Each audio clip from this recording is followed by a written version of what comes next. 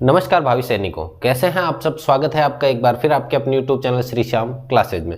जी हाँ साथियों, हम साइंस की सीरीज चालू कर रहे हैं। उसके अंदर पहला टॉपिक बात करेंगे अपन पाचन तंत्र की। पाचन तंत्र का पूरा अपन ने बना रखा है, उसको हर एक टॉपिक को आपको समझना है और उसके नोट्स आपको PDF के रूप में दे दिया जाएगा। ये पूरा का पूरा जो अपने नोट्स है, सबसे पहले अपन जो भी चीज़ पढ़ेंगे वो पता होना चाहिए कि कहते किसको है। तो पाचन की बात करें, भोजन के जटिल अणुओं का सरल अणुओं में टूटना ही क्या कहलाता है? पाचन। कोई सवाल नहीं पूछेगा आपसे, बस पता होना चाहिए अपन को कि पाचन किसे कहते हैं। पाचन का मतलब होता है भोजन के जटिल अणुओं का सरल अणुओं में टूटना ही क्या कहलाएगा? पाचन कहलाएगा।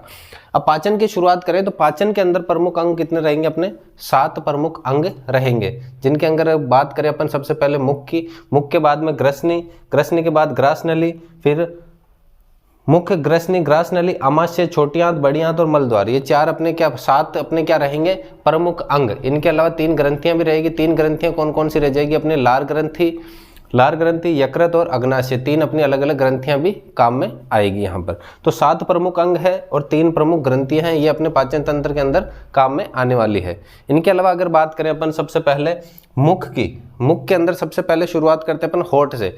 होठ, एक जोड़ी होठ रहेंगे, भोजन को पकड़ने का काम रहेगा और इसके अलावा कोई भी काम नहीं है। फिर दांत का मोस्ट अपने मानव के अंदर कौन सी दांत की व्यवस्था पाई जाती है? द्विबार दंती, यानी 2 बार दांत आने की व्यवस्था पाई जाती है। दांत कितने प्रकार के होते हैं? 4 प्रकार के।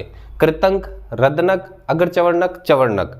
4 प्रकार के दांत होते हैं और चारों की संख्याएं पूछी जाती है एग्जाम में और इनके प्रमुख कार्य पूछे जाते हैं। तो संख्याएं आपको याद रखनी है 42, 46, 42, 46, 42, 46 नीचे और 42, 46 ही ऊपर की तरफ। तो 4, 2, 4, 6 की रहेंगी। बात करेंगे तो कितने रह जाएंगे? 4, 2, 4, 6, 42, 46। कार्य की बात करें, कृतंक के क से कुतरना या काटना, रदनक के रे से चीरना या फाड़ना, अग्र चवर्णक और चवर्णक, चवर्णक जहां शब्द दिखे हो दोनों के दोनों क्या रहेंगे? भोजन को चबाने का कार्य करेंगे। तो इनके प्रमुख कार्य पूछे जाते हैं एग्जाम में, क्या क्या इनके प्रमुख कार्य रहेंगे। फिर बात करें मुख में अगर भोजन उपस्थित हो, मुख के अंदर जो भोजन उपस्थित होता है उसको कहते हैं अपन बोलस। क्या कहेंगे? बोलस। मुख से बोलते हैं तो मुख के अंदर जो भोजन उपस्थित रहेगा उसको कह देंगे बोलस। जहां से जीवा जुड़ी हो उसे कहते हैं जीवा फ्रेनुलम। जहां से अपने जीभ पीछे की तरफ से जो जुड़ी हुई है उसे क्या कहेंगे? जीवा फ्रेनुलम। मुख का हो गया। नासिका का कोई रोल नहीं है पाचन तंत्र के अंदर। ग्रसनी का काम रहेगा भोजन को आगे की तरफ ले जाना। ग्रास नली की बात करें तो इसके अंदर एक ढक्कन होता है, घाटी ढक्कन जिसे बोलते हैं, इंग्लिश में कहते हैं एपिग्लोटिक्स। इस तरह से एक ढक्कन रहेगा, जैसे 2 नलियां हैं, एक भोजन की नली, एक श्वास की नली। ये ढक्कन ऊपर की तरफ रहेगा। जब अपन भोजन लेते हैं तो इस श्वास नली पर ढक्कन लगाएगा, भोजन को भोजन की नली में भेजेगा। जब श्वास लेंगे तो श्वास की नली में श्वास को भेजेगा, भोजन वाली नली पर ढक्कन लगाएगा। इसका काम रहता है भोजन को भोजन की नली में भेजना और श्वास को श्वास की नली में भेजना। इंपॉर्टेंट है एपिग्लोटिक्स। इसके बाद बात करें, जठर निर्गमी रहेगी यहाँ पर, आमाशय के जस्ट यहाँ दोनों के बीच में। यहाँ से अगर कोई भोजन अंदर की तरफ चला गया तो वो भोजन क्या होगा? वापस कभी भी बाहर नहीं आ पाएगा। अब अपन को जो वॉमिटिंग वगैरह होती है वो अगर यहाँ आमाशय में आ गया तो वो कभी वॉमिटिंग के द्वारा बाहर नहीं जाएगा, उससे ऊपर वाला रहेगा।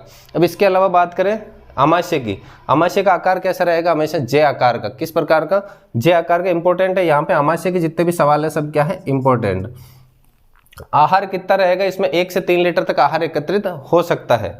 अम्ल कौन सा निकलता है? हाइड्रोक्लोरिक अम्ल HCl। भोजन को अगर इसके आमाशय के अंदर कोई भोजन उपस्थित है उसको कहते हैं अपन काइम। क्या कह देंगे? काइम। यहाँ पर इंपॉर्टेंट सवालों की बात करें तो यहाँ भोजन को क्या कहेंगे? काइम। कौन सा अम्ल होगा? HCl अम्ल। आहार 1 से 3 लीटर। आकार कैसा होता है? जे आकार का। और रेनिन हार्मोन में पाया जाता है। रेनिन हार्मोन बच्चों में दूध के लिए होता है। जितना ज़्यादा रेनिन हार्मोन होगा बच्चों को दूध उतना ही अच्छा लगता है। जैसे जैसे बड़े होते जाते हैं रेनिन हार्मोन कम होता जाता है और दूध की जो अपने को पाचन करने की क्षमता है वो कम होती जाती है। अब बात करें अगर अपन ज़्यादा भोजन लेवें तो अपने क्या होती है? पेट में एसिडिटी। उसको कम करने के लिए अपन लेते हैं इनो। इनो के अंदर कौन सा क्षार होता है? Magnesium hydroxide, MgOH2। इनो एक कंपनी का नाम है, लेकिन उसके अंदर जो प्रोडक्ट होता है क्षार वो होता है मैग्नीशियम हाइड्रोक्साइड। और ये अभिक्रिया बहुत ही जल्द होती है, बहुत ही जल्द होती है। इसीलिए तो कहते हैं इनो का काम शुरू सिर्फ 6 सेकंड में। पेट में एसिडिटी है, क्षार अपन ने लिया, अम्ल व क्षार, अम्ल ने क्षार का गुण खत्म करा, क्षार ने अम्ल का गुण खत्म करा और दोनों ने एक दूसरे के गुण खत्म करे और पेट क्या हो गया? लवण व जल का निर्माण हो गया और अभिक्रिया उदासीन होगी। फिर इसके बाद भोजन पहुंचता है छोटी आंत में। छोटी आंत नाम जरूर छोटा है लेकिन लेंथ लगभग 20 से 22 फीट के लगभग होती है। 21 माना अपन ने। वो भोजन अब देखो इतनी बड़ी है तो भोजन का सर्वाधिक पाचन कौन करेगी? छोटी आंत। और इसमें जो भोजन होता है उसको कहते हैं काइल। क्या कहेंगे? काइल। छोटी आंत के बाद भोजन पहुंचता है आपके बड़ी आंत में। कहाँ पहुंचेगा? बड़ी आंत में। बड़ी आंत में भोजन को जो रहेगा उसमें कौन कौन से लवणों का पोषण किया जाएगा? खनिज लवण और जल। खनिज लवण और जल का पोषण कौन करेगा? आपके बड़ी आंत। बड़ी आंत के बाद रहता है मलद्वार। मलद्वार के द्वारा अपशिष्ट पदार्थों को बाहर निकाल दिया जाता है। ये अपने प्रमुख है, इस ग्रंथ अपने प्रमुख अंगों की बात करें तो आहर नाल मुख से मलद्वार तक एक लेंथ होती है 8 से 10 मीटर, लगभग 30 फीट के लगभग मानते हैं इसको। पूरी मुख से लेकर के एक लंबी नली रहेगी पूरी की पूरी मलद्वार तक, इसको कहते हैं 8 से 10 मीटर के लगभग, यानी 30 फीट के लगभग ये रहेगी। लगभग हो गया अपना। अब इनकी बात करें ग्रंथियों की। ग्रंथियां 3 प्रकार की है यहाँ पे, यकृत, अग्नाशय और लार ग्रंथि। लार में से जो हार्मोन निकलते हैं टाइलिन और एमाइलेज, ये जो निकलते हैं इनके वजह से भोजन क्या होता है, मुख के अंदर शुरू हो जाता है भोजन का पाचन। और ये जो इनमें से जो हार्मोन निकलते हैं भोजन को रसदार और लुगदीनुमा बना देते हैं। इसके बाद बात करें यकृत की। यकृत शरीर की सबसे बड़ी ग्रंथि है। सबसे बड़ी ग्रंथि कौन है? यकृत है। इंपॉर्टेंट सवाल है, शरीर की सबसे बड़ी ग्रंथि कौन है? यकृत।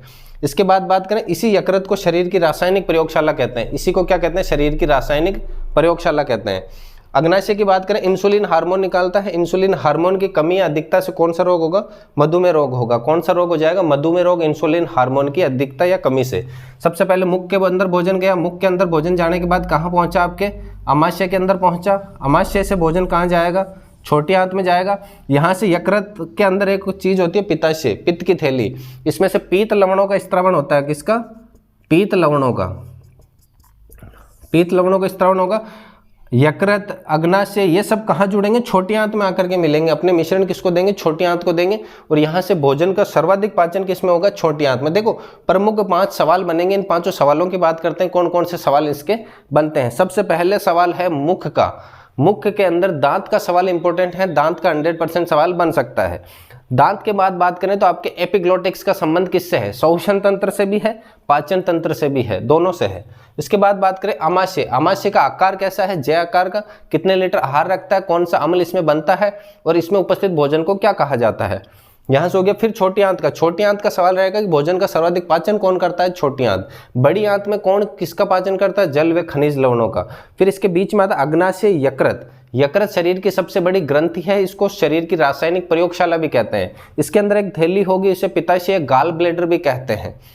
गाल ब्लैडर हो गया। इसके बाद आता है अग्नाशय। अग्नाशय में से कौन सा हार्मोन निकलता है? इंसुलिन हार्मोन का निर्माण होता है। इंसुलिन हार्मोन की कमी या अधिकता से कौन सा रोग होता है? डायबिटीज या मधुमेह रोग होता है, जिसमें मीठा खाने से रोका जाता है या फिर मीठा ज्यादा खिलाया जाता है, ऐसा है। तो ये सब कुछ अपना क्या है? पाचन तंत्र का है। आप स्क्रीनशॉट ले सकते हैं एक बार के लिए।